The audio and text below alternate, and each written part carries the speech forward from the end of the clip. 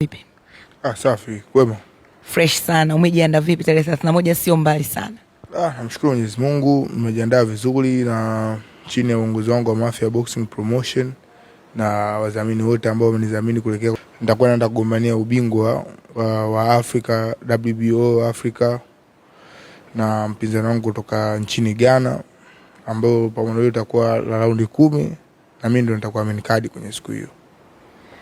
Maandalizi yakoje? Na tunajua watu kutoka hizi nchi za Afrika Magharibi kule sio wanyonge, wao wanajiandaa vizuri.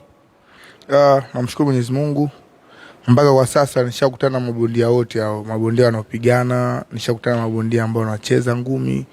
Kwa hiyo nina experience ya kutosha.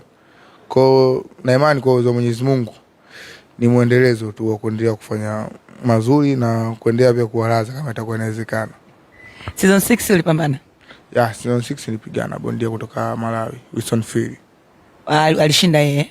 Niliweza kumpiga kwa pointi. Alikuwa na ugumu sehemu gani? Mwanzani alikuwa ni bondia ambaye nilikuwa nakuja kwa sababu ni bondia chipkizi, kwa sababu rekodi yake ilikuwa ndogo kuliko rekodi yangu.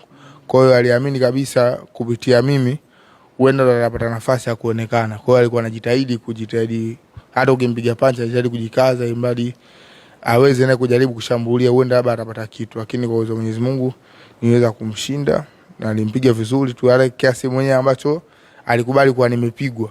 Kwa hiyo kwa lile gari limepita, najiandaa kwa sasa sababu sasa hivi nitagombania mkanda WBO.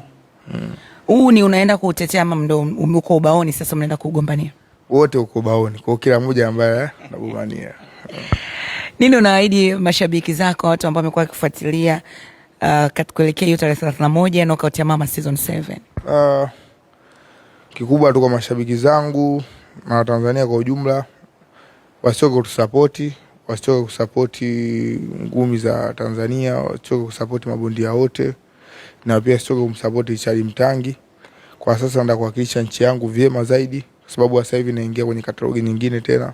Kwa hiyo tutafanya vizuri zaidi na nawaahidi tu kwa ubingwa utabaki hapa Tanzania, ubingwa utabaki Mafia Boxing Promotion.